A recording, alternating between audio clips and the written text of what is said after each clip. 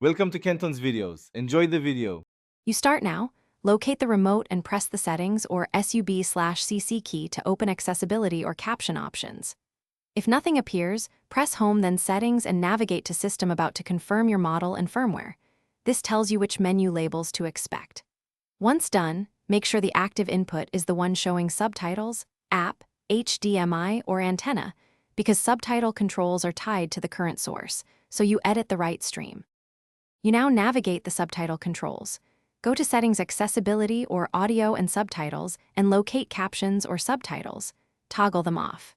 If the TV uses caption styles, set style to default or none so no residual overlay remains.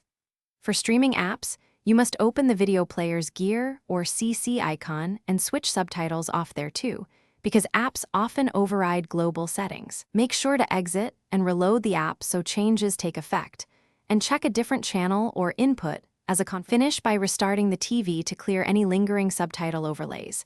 Power cycle using the remote or unplug for 30 seconds. If captions persist, update the firmware via Settings Support System Update or use a USB update file to fix known bugs. Once updated, reapply the subtitle OFF toggle and restart again. If problems continue, reset caption settings to factory defaults or reach out to Hisense support with your model and firmware.